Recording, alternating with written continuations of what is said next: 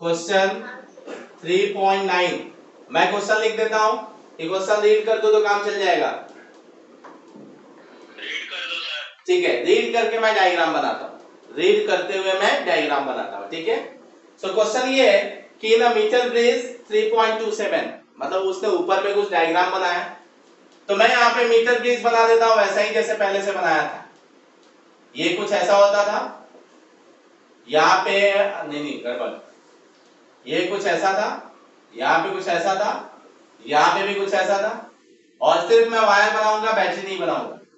यहाँ पे एक रेजिस्टेंस और यहाँ पे एक रेजिस्टेंस, इसका नाम R दिया था, इसका नाम S दिया था, और यहाँ से एक गैल्वेनोमीटर आगे छोड़ दिया था। ऐसा ही था बच्चे? हाँ। सो क्वेश्चन में क्या है, सुनते जाते हैं और करते जाते हैं। In a meter base the null point is found to be at a distance 33.7 centimeter from A। Mean सुनना, ये R है, ये S है। अब ये 3.27 का डायग्राम मुझे देखने दो। 3.27 ठीक है, इसमें ना R दिया है ना S दिया है। बोला है कि जब R और S को कनेक्ट कर रहे हैं, R नॉन रेजिस्टेंस होता है और S जल्दी बोलो क्या होता है, अननोन। लेकिन इस केस में ना R की वैल्यू पता है ना ही S की वैल्यू पता है, तो इनिशियली जो बैलेंसिंग पॉइंट है वो A से 33.7 सेंटीमीटर पे है, A से 33.7 सेंटीमीटर पे है। नाउ ये हो गया फर्स्ट केस। सेकेंड केस में अभी फर्स्ट केस का यूज कर लेते हैं बच्चे। अगर ये 33.7 है तो क्या ये 66.3 होगा? यस और नो? तो अकॉर्डिंग टू मीटर ब्रिज का जो भी फॉर्मूला है, बाय क्रॉस मल्टीप्लाई कर दें। अरे बोलो। So R into 66.3 equal to S into 33.7। So R by S की वैल्यू आ गई 33.7 अपॉन 66.3। किसी को डाउट है? हाँ, सो ये हमने अभी तक देख लिया। अरे यार ये मोबाइल का भी प्रॉब्लम है, भाग जा रहा है। हाँ दो। सो इसके बाद देखो, इसके बाद का कैसा है, आगे दिया है कि if now a resistance of 12 ohm is connected in parallel with S, मतलब अब एक 12 ओम का रेजिस्टेंस S के साथ पैरेलल में कनेक्ट कर दिया गया है। किसी को डाउट? किसी को डाउट है? हाँ। सो नाउ 12 ओम का रेजिस्टेंस S के साथ पैरेलल में कनेक्ट किया है। बताओ बैलेंसिंग पॉइंट सेम रहेगा कि चेंज होगा? चेंज होगा। सो अब जो बैलेंसिंग पॉइंट है A से वो 50, ये दिया है 51.9 सेंटीमीटर, 51.9 सेंटीमीटर। इट मींस ये जो वैल्यू आएगी 41.2 सेंटीमीटर। हाँ या ना? अब ये कंबाइंड रेजिस्टेंस जो हुआ ये तो हो गया पैरेलल में। सो पैरेलल में जब हो गया तो इसका फार्मूला क्या हो जाएगा बच्चे? सो 12S upon 12 plus S। Any doubt? अच्छा ठीक है, अरे मल्टीप्लाई किया तो ये पैरेलल में 12S अपॉन 12 प्लस S। ठीक है, ठीक है। अब फिर से बाई क्रॉस मल्टीप्लाई कर दो। सो अब क्या हो गया, अब ये R अभी भी R ही है, R इंटू 42.1 इक्वल टू इसकी वैल्यू S की जगह क्या हो जाएगा 12S upon 12 plus S। Multiply करोगे तो कितना हो जाएगा 51.9। अब क्या किया हमने, R अपॉन S की वैल्यू निकाल ली, तो R upon S equal to कितना हो जाएगा बच्चे 12 इंटू 51.9 डिवाइडेड बाई, फिर से बोलो अच्छा ठीक है, फिर से बोल रहा हूँ, सुनो। इधर से बाई क्रॉस मल्टीप्लाई करता हूं मैं। हाँ बोलो। मेरी आवाज बिल्कुल नहीं आ रही है?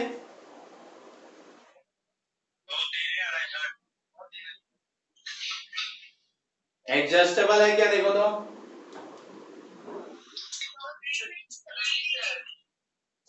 सुनाई नहीं दे रहा है?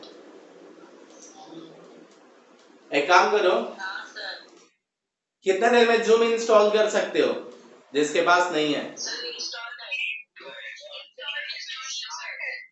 चलो मैं आईडी भेज रहा हूँ। तो दो इक्वेशन, दो अननोन। तो from equation first and second क्या लिख सकते हैं? तो यहाँ पे देखो r अपॉन s की वैल्यू कितनी है? 33.7 upon 66.3 equal to r upon s की वैल्यू यहाँ 12 into 51.9 divided by 48.1 into 12 plus s। बताओ कितने अननोन है? एक ही दो? जल्दी, एक ही अननोन है ना?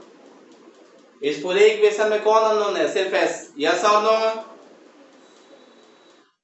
अरे बोलो जल्दी। तो s की वैल्यू यहां से फाइंड आउट हो जाएगी, नहीं हो जाएगी?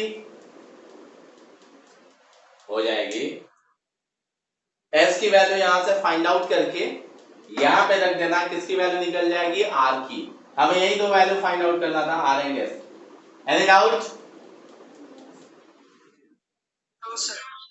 रब करूं? देखो तो समझ में आया सबको? कुछ भी डाउट है? हाँ। सो इसी का बच्चा दूसरा वैरायटी पता है कैसे आता है?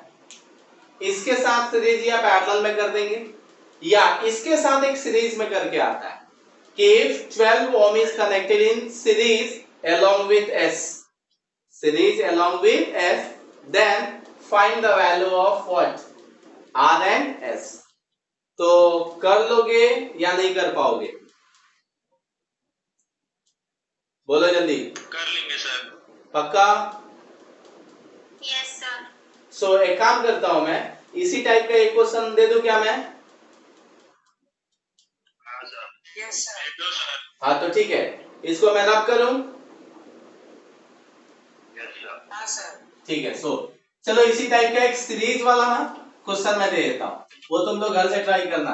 मैं डेटा अपने हिसाब से कुछ भी डाल रहा हूं। हाँ, सो चेक करो, ये अपना मीटर ब्रिज का स्ट्रक्चर है,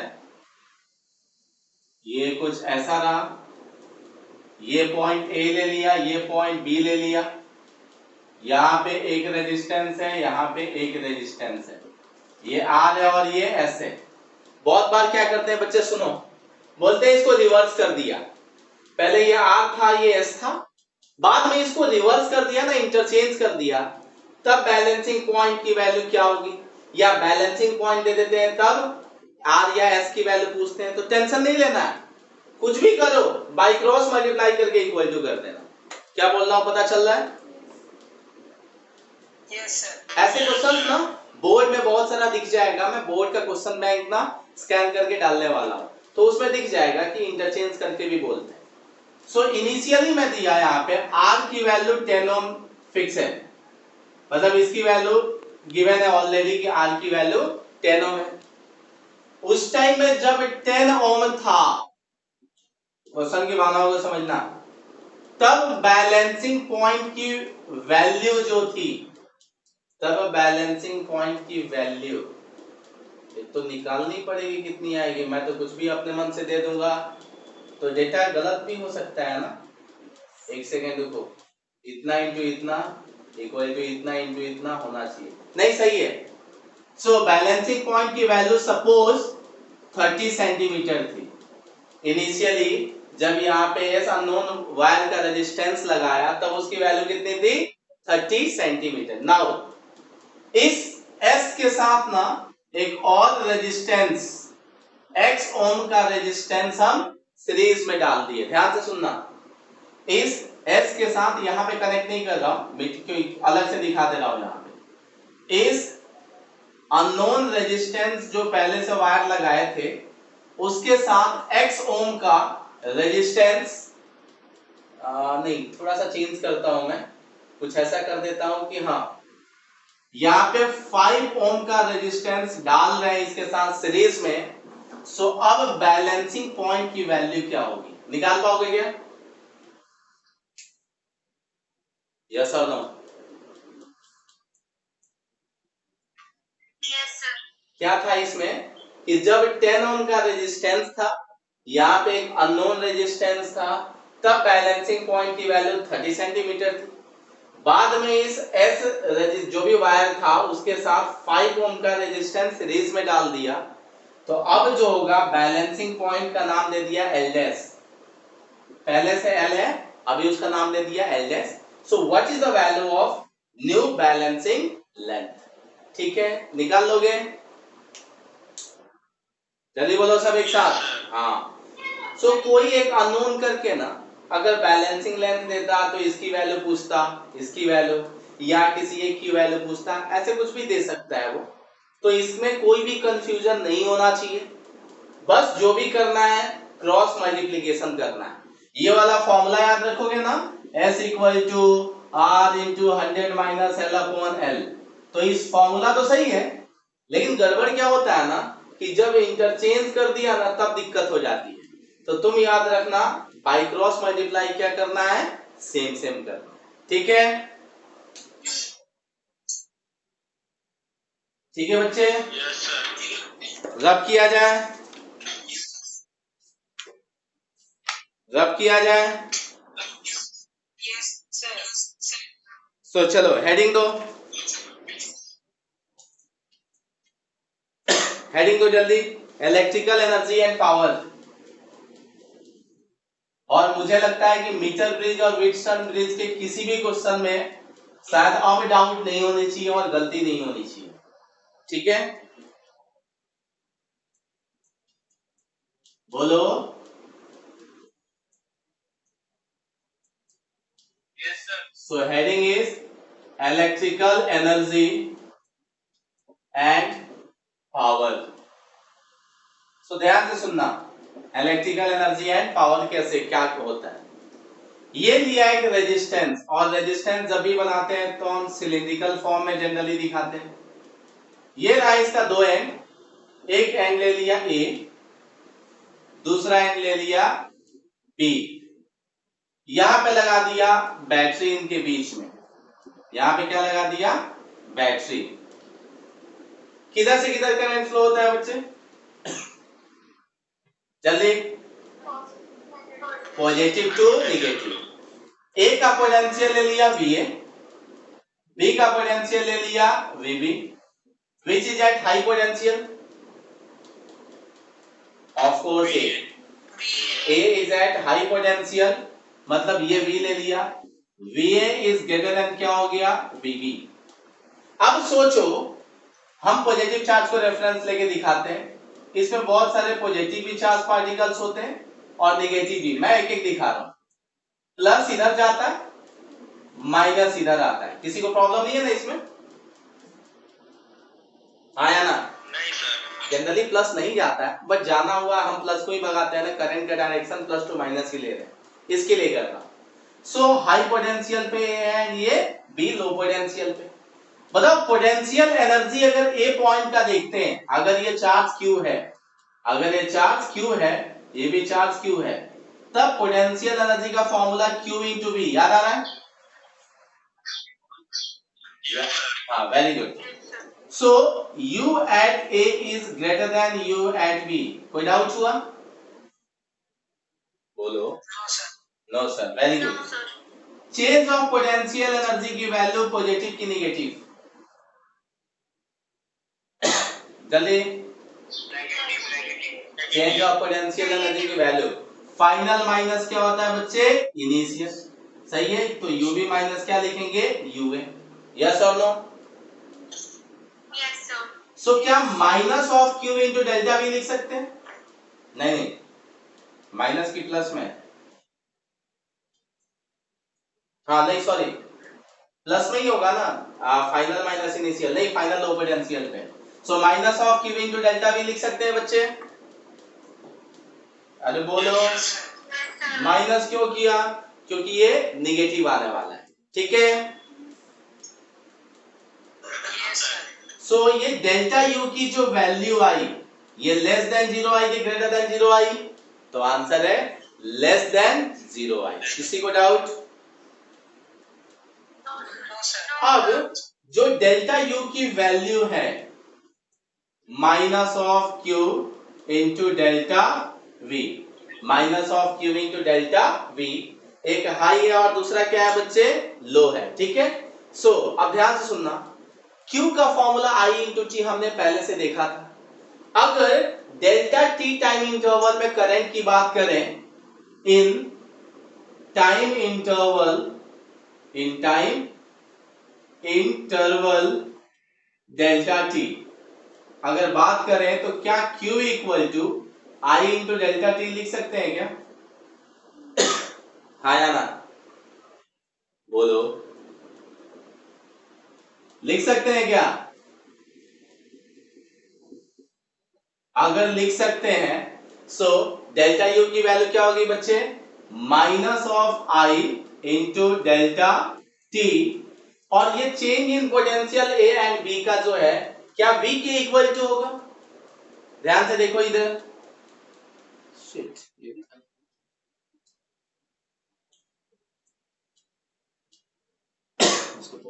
क्यू की वैल्यू जो निकाल रहे हैं चेक करो, माइनस क्यू के जगह आई इंटू डेल्टा टी लिख सकते हैं, और डेल्टा वी के जगह क्या V लिख सकते हैं बच्चे? देखो तो इनके बीच का पोटेंशियल डिफरेंस क्या V के इक्वल टू होगा? यस और नो?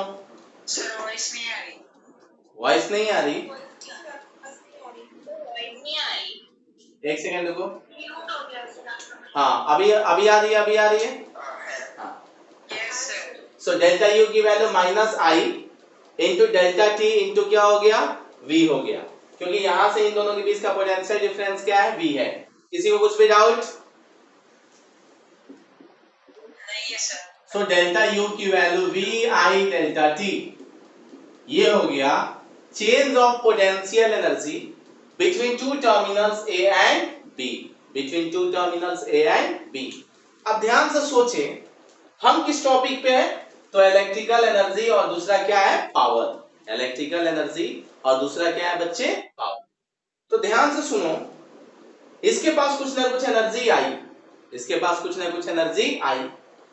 सबको पता है कि according to law of conservation of energy, according to law of conservation of energy हम लिख सकते हैं change of kinetic energy plus change of potential energy की वैल्यू क्या होती है बच्चे? 0। यस और नो? बोलो। होता है, इसी को ब्रेक करते हैं तो ki plus ui equal to kf plus uf आता है, हाँ या ना?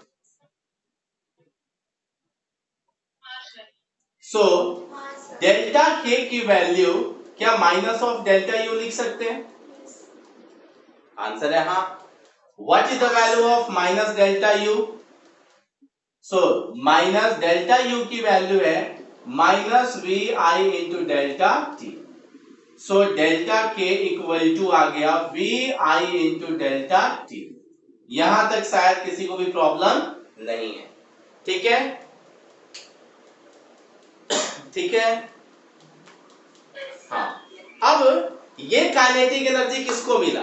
तो ये काइनेटिक एनर्जी इलेक्ट्रॉन और प्रोटॉन को मिला। अब प्रोटॉन अगर मूव करता है तो जनरली प्रोटॉन मूव नहीं करता है, इलेक्ट्रॉन मूव करता है। अगर इलेक्ट्रॉन की मूव करने की बात करें तो जब इलेक्ट्रॉन मूव करेगा तो कॉलिजन होगा कि नहीं होगा? होगा, होगा। अगर ये एनर्जी मिला तो इलेक्ट्रॉन भागेगा। इलेक्ट्रॉन जब भागेगा तो जनरली हम सोचे तो जब भागना स्टार्ट करेगा तो स्पीड उसकी बढ़ते जाएगी, बट ऐसा होता नहीं है, क्योंकि याद करो ड्रिफ्ट वेलोसिटी वाला टर्म मैंने सिखाया था कि इलेक्ट्रॉन जिस स्पीड से मूव करता है that speed is called drift speed, drift velocity. और वो ड्रिफ्ट वेलोसिटी की वैल्यू क्या होती है? कांस्टेंट होती है। क्वेश्चन है कांस्टेंट क्यों होती है? कांस्टेंट इसलिए होती है कि वो इलेक्ट्रॉन कोलाइड करता है वो नियर बाई जो भी आयंस होते हैं, तो जो नियर बाई आयंस होते हैं, सोचो जितना पोटेंशियल डिफरेंस बढ़ेगा उतने हाई स्पीड से जाएगा, और हमें पता है कि ड्रिफ्ट वेलोसिटी कांस्टेंट होनी है, इसका मतलब कोलिजन उतना क्या होते जाएगा, ज्यादा होते जाएगा। हाँ या ना, बोलो। अब इस कोलिजन से जब ये इलेक्ट्रॉन जाके आयन से कोलिजन करेंगे, तब बताओ हीट एनर्जी बढ़ेगी कि कम होगी? बढ़ेगी, बढ़ेगी। इसका मतलब उस टाइम में उसकी जो एनर्जी होगी वो एनर्जी मींस ये पूरा का पूरा वायर होगा धीरे धीरे गर्म होना स्टार्ट होगा। सो हम यही पूरा बात करने वाले हैं कि वायर में जैसे करंट पास होता है ना, जिसके पास रेजिस्टेंस होता है, तो joules law of heating effect हमने सुना था 10th क्लास में, वो I square RT V square by RT, तो वहां ऊपर ऊपर से था। ये पूरी डिटेल में हम जाने कि एग्जैक्टली वो एनर्जी कहां से आती है और क्या होती है, वो हीट एनर्जी कैसे प्रोड्यूस हुआ। ये कि जैसे तुमने सप्लाई दिया, उसके कौन से इलेक्ट्रॉन भागा, इलेक्ट्रॉन एक्सेलरेट होना चाहिए था बट हुआ नहीं, क्योंकि उसकी वैल्यू क्या दिखी, हमने देखा तो उसकी वैल्यू कांस्टेंट दिखी। क्यों दिखी? Because of collision. ये ड्रिफ्ट वेलोसिटी क्यों दिखा? Because of collision of electrons with ions, with ions. अब इलेक्ट्रॉन और आयंस के कोलिजन के कॉज से यहां पे स्पीड कांस्टेंट दिखी। अब उस कोलिजन के कॉज से हमें पता है जब भी दो चीजें कोलाइड होती है तो वहां पे क्या होती है, हीट एनर्जी प्रोड्यूस होती है।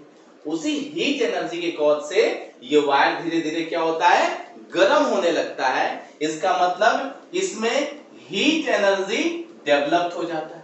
अब हीट एनर्जी डेवलप्ड हुआ, ये गर्म हुआ, तो एनर्जी है तो वहां पे पावर भी आता है। वो पावर का वैल्यू VI हम पहले से सीखे हैं कि नहीं सीखे हैं, बोलो जल्दी जल्दी बोलो। हाँ, अब वो एनर्जी VI कैसे होता है देखते हैं। पहले इसको स्क्रीनशॉट लो या लिखे हो तो, हाँ नहीं सीखे हो कोई बात नहीं, इसको लिख लो या स्क्रीनशॉट मारो जल्दी। हो गया? अरे हो गया। सो मैं रब कर रहा हूं, ठीक है, क्योंकि मुझे इसी पे लिखना है।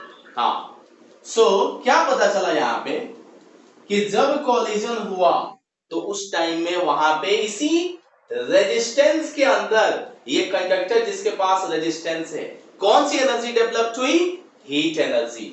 सो लिखा due to collision, due to collision heat energy is produced, heat energy is produced inside the resistor, inside the resistor, in bracket में क्या रख दिया, कंडक्टर, मतलब कंडक्टर के पास ही क्या है, रेजिस्टेंस। और वो एनर्जी किसके इक्वल टू होगी, so delta K equal to VI into delta T, yes और नो। वो एनर्जी कितनी होगी, VI into डेल्टा T। अब अगर पावर की बात करें, एनर्जी है तो पावर भी होगा। So power delta T time में अगर देखते हैं, सो पावर का फॉर्मूला सबको पता है, एनर्जी या वर्क अपॉन क्या होता है, टाइम। हम डेल्टा T टाइम ही लेके चल रहे हैं। सो एनर्जी की वैल्यू क्या है, VI delta T upon delta T, delta T cancel, so value क्या आ गई, V इंटू आई। अगर हम ओम्स लॉ लगाते हैं तो V इक्वल टू IR होता है, तो I स्क्वायर R हो गया। अगर हम I equal to V by R लगाते हैं तो V into V square by क्या हो गया, R हो गया। और ये सब के सब किसके फॉर्मूला हो गए, पावर के। ये पावर लॉस हुआ कि नहीं हुआ, बोलो किसने लॉस किया, किसने किया, तो रजिस्टर ने किया।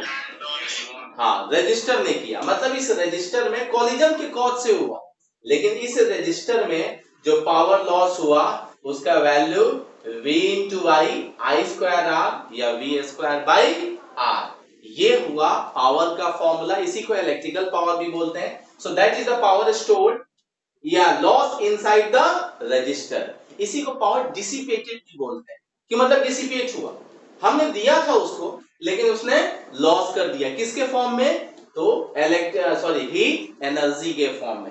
यही तो जूल ने बोला था, लास्ट में तो पावर ही किया गया था ना। यहाँ पे देखो वी आई टी, वी को आई स्क्वायर ऐड करते तो आई स्क्वायर आर टी हो जाता वहां पे। तो ये जूल्स लॉ का थोड़ा डिटेल्ड वर्जन है, जिससे एनर्जी पता चला और उसी से क्या पता चला, पावर पता चला। ठीक है यहां तक। कभी भी कोई पूछे कि रेजिस्टेंस वायर गर्म क्यों होता है, तो बताना वायर गर्म इसलिए होता है क्योंकि जब पोटेंशियल डिफरेंस के कॉज से इलेक्ट्रॉन भागना स्टार्ट होते हैं तो कॉलिजन होता है, उस कॉलिजन के कॉज से वहां पे हीट एनर्जी बढ़ते जाती है। जितना तुम पोटेंशियल डिफरेंस बढ़ाओगे उतनी हाई स्पीड से भागेंगे, बट एज की उनकी ड्रिफ्ट वेलोसिटी कांस्टेंट होनी है, इसीलिए उनका कॉलिजन ज्यादा होगा, और कॉलिजन ज्यादा होने से हीट एनर्जी क्या प्रोड्यूस होगा, ज्यादा होगा।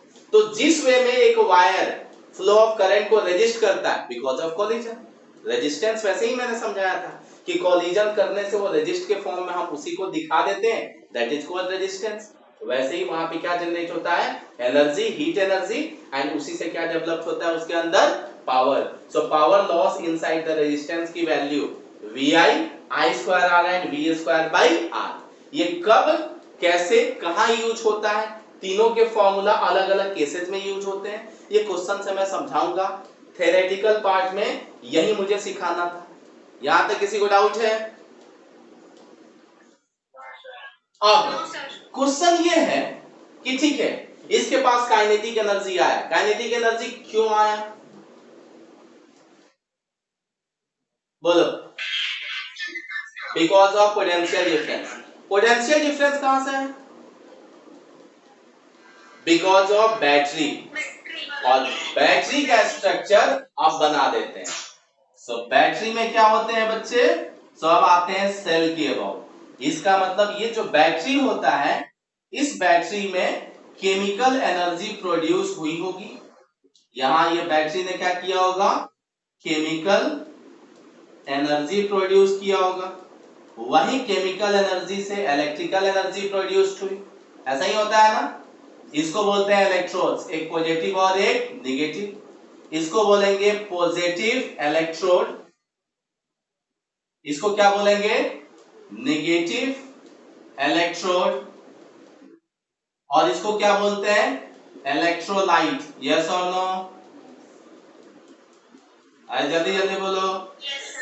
इसको क्या बोला है, इलेक्ट्रोलाइट। मतलब ये जो केमिकल एनर्जी बैटरी से जनरेट हुई होगी, इसी केमिकल एनर्जी के कॉज से पोटेंशियल डिफरेंस जनरेट हुआ होगा, और वही पोटेंशियल डिफरेंस यहाँ पे चार्ज को भगाने के काम आया, जिसको इलेक्ट्रिकल एनर्जी बोला, और वही इलेक्ट्रिकल एनर्जी किसमें कन्वर्ट हो गया, हीट एनर्जी में। मतलब कितने प्रोसेस हुए, तो 3 प्रोसेस हुए। कौन कौन से, यहां दिख रहा है क्या नीचे, हाँ। तो क्या हुआ, सबसे पहले केमिकल एनर्जी हुआ, देन केमिकल एनर्जी से इलेक्ट्रिकल एनर्जी हुआ, एंड देन उसके बाद क्या हुआ, सो उसी से हीट एनर्जी हुआ। किसी को डाउट है यहां तक, किसी को डाउट है? पता चला बैटरी ने केमिकल एनर्जी किया, केमिकल ने इलेक्ट्रिकल एनर्जी किया, और इलेक्ट्रिकल से हीट एनर्जी रेजिस्टेंस के अकॉर्डिंग, रेजिस्टेंस के इनसाइड प्रोड्यूस हुआ। Formula I square R V square by R, और ये एक VI फॉर्मूला है। कब, क्यों, कैसे यूज होता है देखेंगे क्वेश्चंस में, सबका इंपॉर्टेंस है अलग अलग, वो मैं सिखाऊंगा। यहाँ पे मैं एक नया कंसेप्ट छोड़ दिया जिसका नाम है सेल। अब कहां से स्टार्ट करने वाले हैं, cell, EMF and internal resistance. लिख लिए हो तो बताओ, रब करूं मैं? ये सिर्फ कॉम्पिटिटिव वाइज टॉपिक नहीं है, ये सब बोर्ड के टॉपिक हैं, और रेयरली ये सब पूछते हैं, बट आपको पता होना चाहिए कैसे काम करते हैं। हमें तो फॉर्मूला ये 3 यूज करना है, और वो तो 10th में भी हमने सीखा था। तो चलो मैं रब कर रहा हूं, और हेडिंग दो। अब हेडिंग दे दिया, cell, EMF and internal resistance. So cell EMF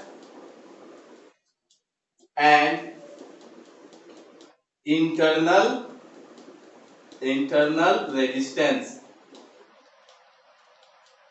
So internal resistance का एक नया नाम आ गया। इससे पहले तो रेजिस्टेंस सीखते थे, अब क्या आ गया? Internal resistance. तो चलो सेल को एक बार फिर से ड्रॉ करते हैं और सेल के अंदर थोड़ा और जाते हैं और देखते हैं कि एग्जैक्टली होता क्या है। सबने केमिस्ट्री में ईएमएफ का नाम सुना है क्या? जल्दी जल्दी बोलो, क्या होता है ईएमएफ? ईएमएफ सुना है केमिस्ट्री में? Yes, sir. बताओ ईएमएफ का फुल फॉर्म बताओ। Electromotive force. इलेक्ट्रोमोटिव फोर्स होता क्या है? A force which motivates the electron to move. किसने सिखाया ये? आपने सिखाया था टेस्ट में। Electropotential. हाँ ठीक है, चलेगा। इधर देखते हैं, ये इलेक्ट्रोड पोटेंशियल है पॉजिटिव, ये नेगेटिव, और इसका नाम है इलेक्ट्रोलाइट। सो अब ये पॉजिटिव इलेक्ट्रोड, नेगेटिव इलेक्ट्रोड, ये सब तुमको पहले से पता चल गया। सो ये एक्सटर्नल रेजिस्टेंस है R, जो अभी दिखाया था ना इसके फॉर्म में, सिलिंड्रिकल के फॉर्म में।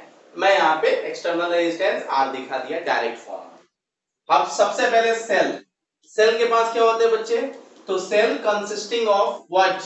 इलेक्ट्रोलाइट, जो कि एक सॉल्यूशन होता है।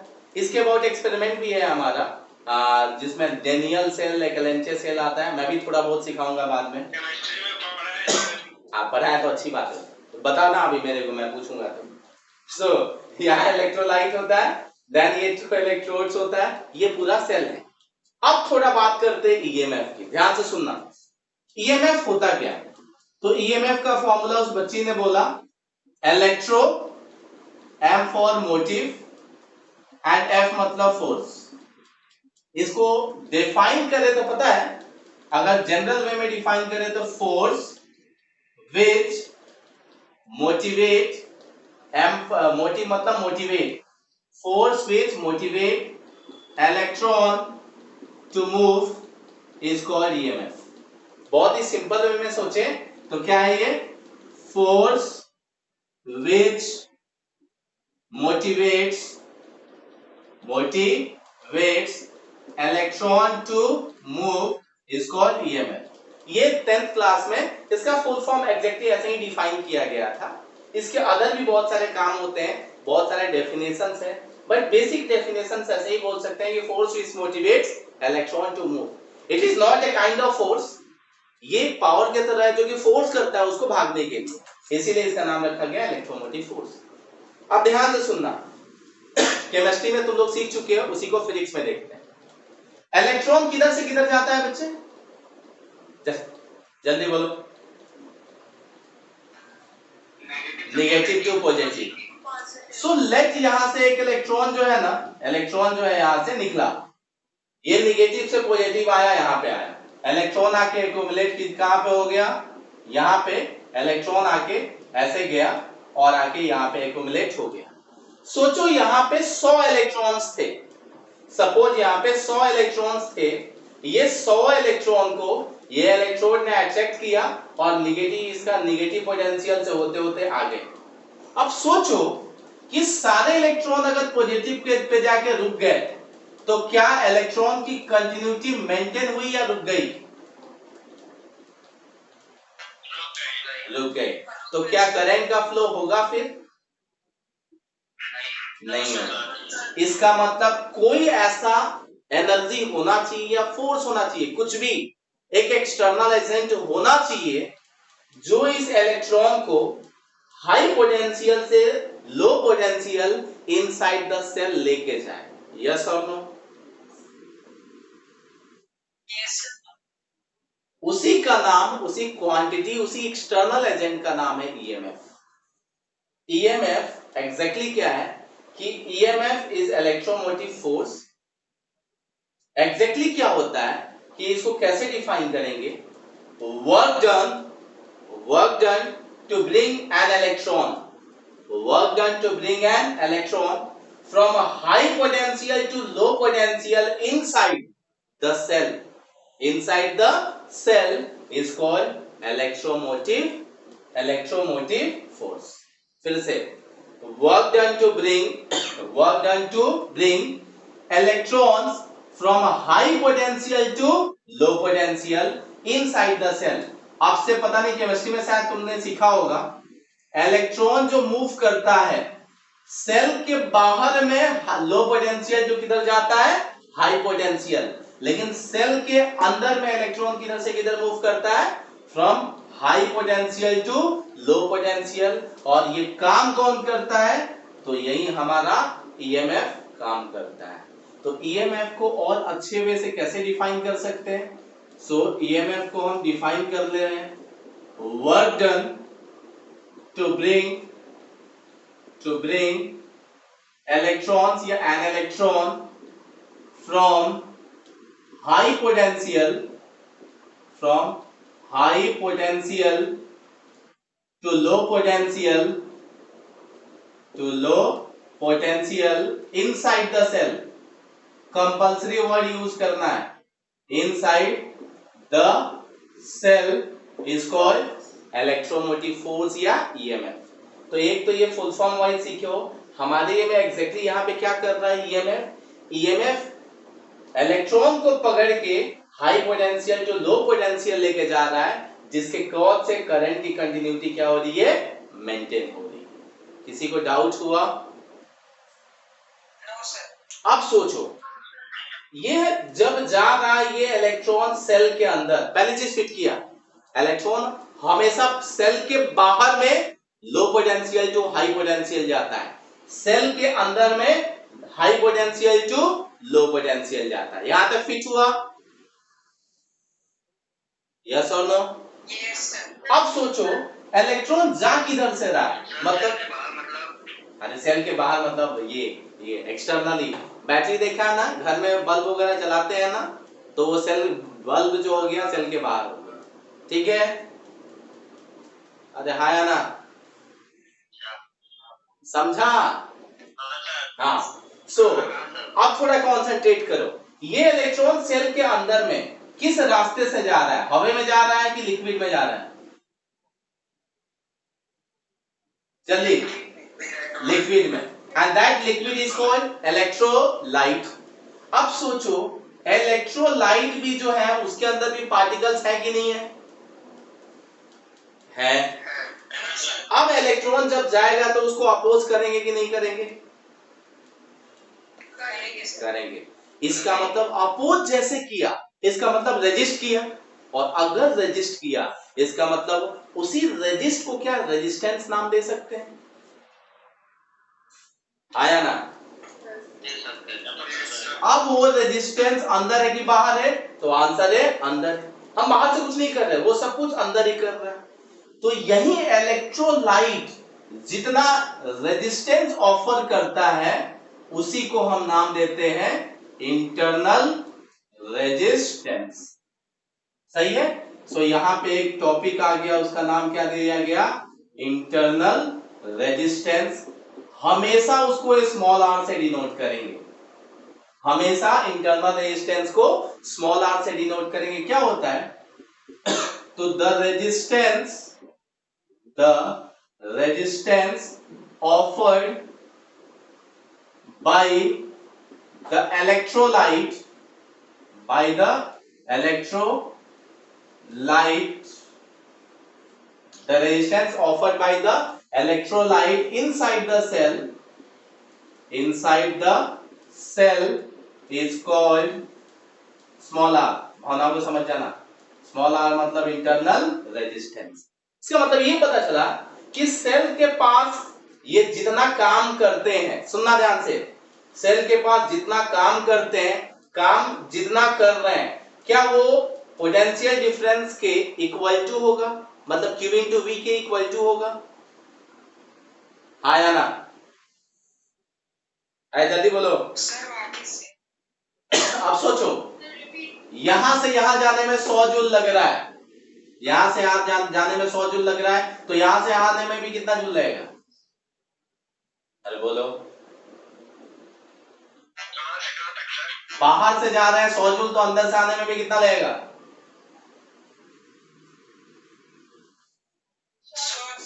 सही है। एग्जैक्टली क्या है देखो, बाहर सिर्फ साइन चेंज हो रहा है, इधर से जा रहे हैं तो अलग और इधर से जा रहे हैं तो अलग। क्या बोल रहा हूं, पता चल रहा है? अरे बोलो जल्दी, जल्दी बोलो। यहां एक्चुअली क्या, हम ईएमएफ के बारे में मैं बात कर रहा हूं।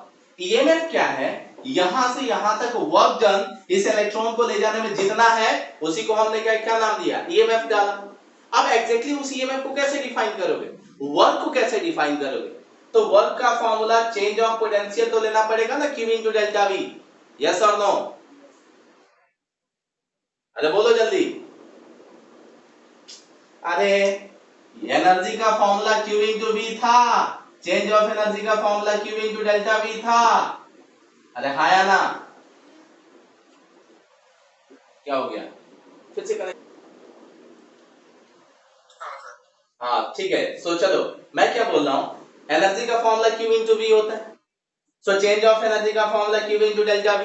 Work equal to change of energy होता है, मतलब Q into delta V। Yes और नो? अरे बोलो जल्दी, बोलो। हाँ, अब क्वेश्चन ये है कि ठीक है, यहां से यहां तक भी काम करके जो लेके आता है उसी को हम क्या बोलते हैं, ईएमएफ बोलते हैं।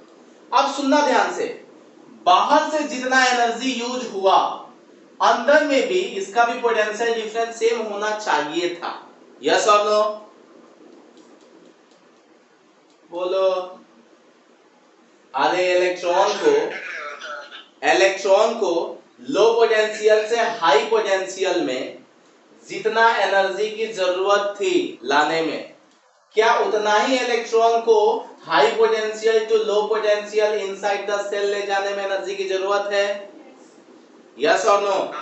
हाँ, लेकिन ऐसा नहीं होता है, ऐसा नहीं होता है। क्वेश्चन है क्यों? क्योंकि ये इलेक्ट्रोलाइट आके बीच में गड़बड़ किया कि नहीं किया? किया। अब बीच में गड़बड़ किया तो उसके बाद वो कुछ एनर्जी कंज्यूम करेगा कि नहीं करेगा? अगर रेजिस्टेंस है तो एनर्जी का लॉस करेगा कि नहीं करेगा? करेगा।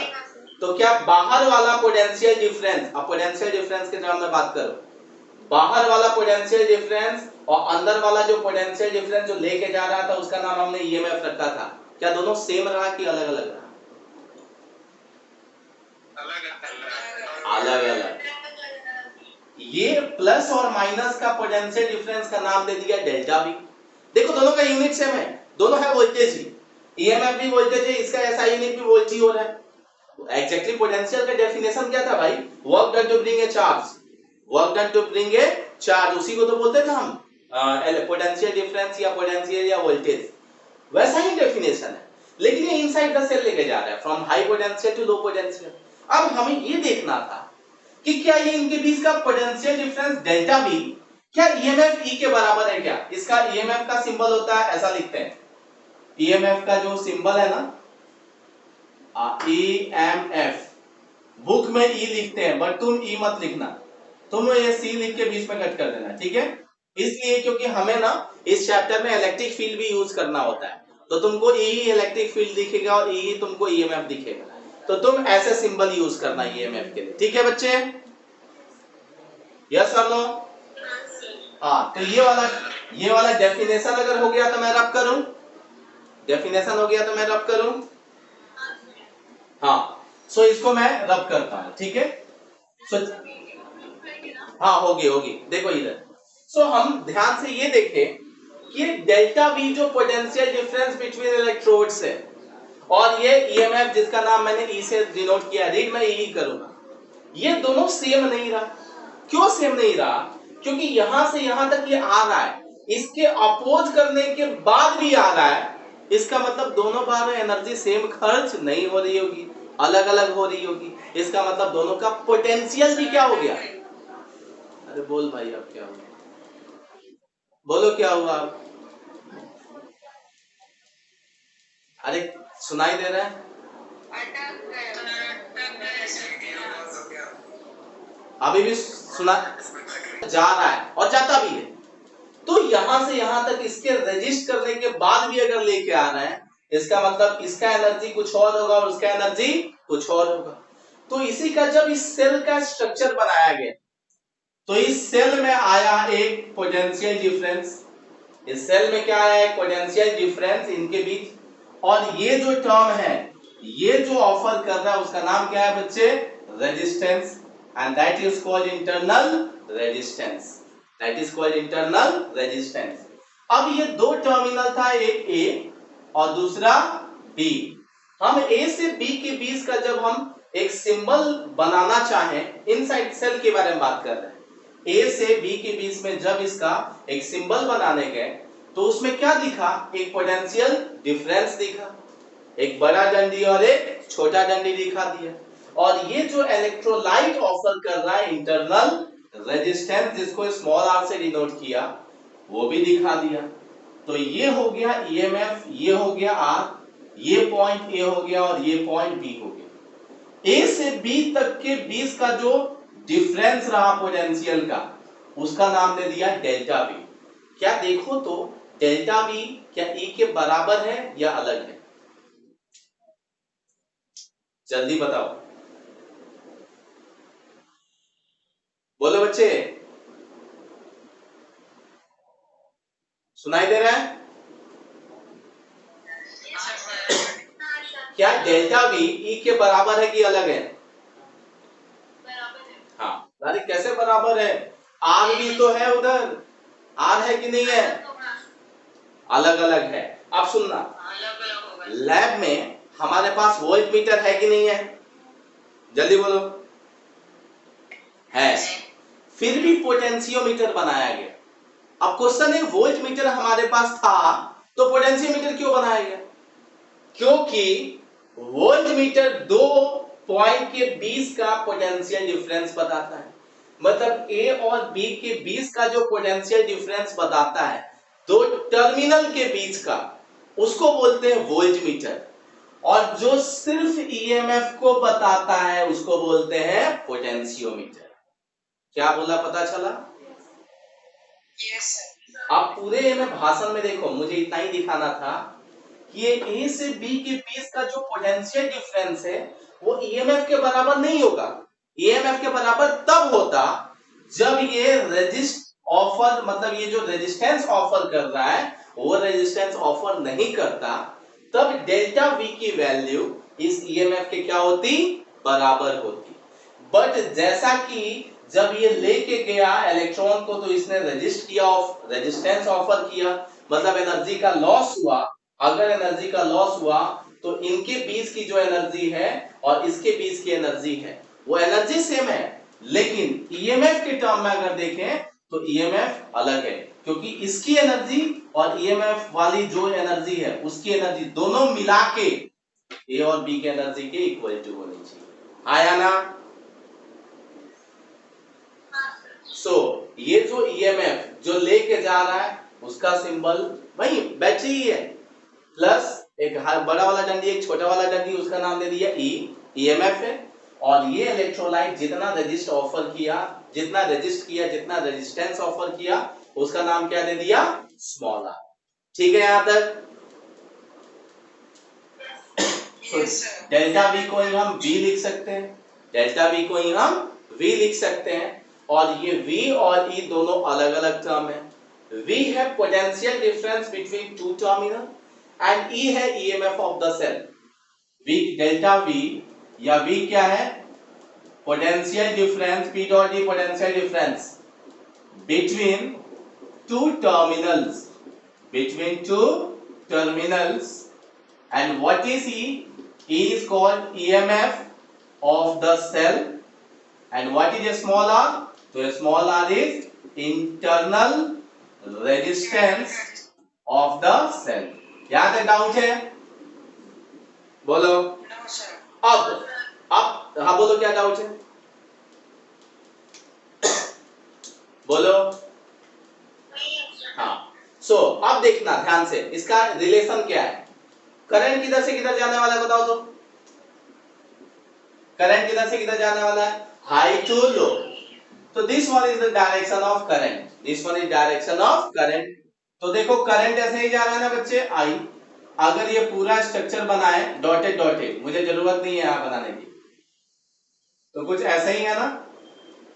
देखो तो अगर इसी का पूरा स्ट्रक्चर ऐसे बना है सिंबल के फॉर्म में, तो ये पूरा हो गया सेल जिसके पास ईएमएफ भी है और जिसके पास इंटरनल रेजिस्टेंस भी है, और ये एक्सटर्नल रेजिस्टेंस।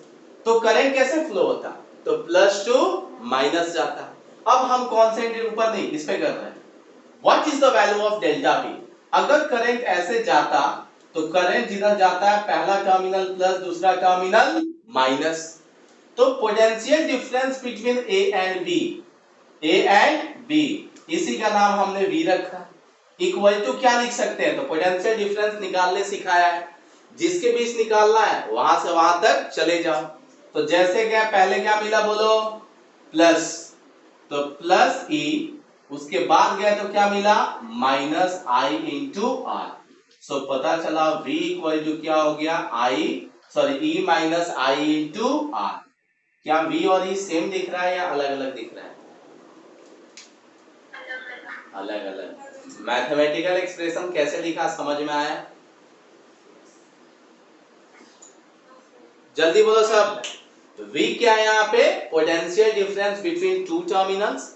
इसको मेजर करने के लिए बनाया गया वोल्टमीटर, और ईएमएफ को सिर्फ मेजर करने के लिए क्या बनाया गया, पोटेंशियोमीटर। अगर ये वोल्टमीटर 10 वोल्ट मेजर कर रहा है, इसका मतलब ईएमएफ की वैल्यू 10 से ज्यादा रही होगी, क्योंकि इसने एनर्जी कुछ खर्च भी किया होगा ना, तो ज्यादा एनर्जी यूज किया होगा, उसमें से ये खर्च कर दिया, तभी जाके जो बचा वो दो टर्मिनल के बीच दिखेगा।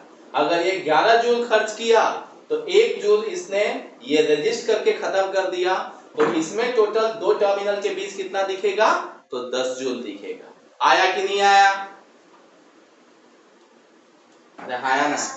सो पता चला पोटेंशियल डिफरेंस अलग चीज है, पोटेंशियल ईएमएफ अलग चीज है।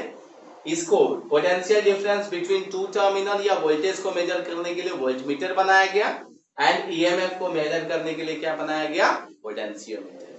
ठीक है बच्चे, हाँ या ना? तो क्या क्या चीजें सीखा, सेल सीखा, ईएमएफ सीखा, और साथ में क्या सीखा, इंटरनल रेजिस्टेंस, और कैसे ये सब काम करते हैं, इनका मैथमेटिकल एक्सप्रेशन क्या है, ये सीखा। बाकी इससे रिलेटेड लेक्चर यहीं पे कल से स्टार्ट करेंगे। ठीक है, ठीक है बच्चे, चलो क्लास खत्म करते हैं, सोनू सर कंटिन्यू करेंगे 5 मिनट में। हाँ।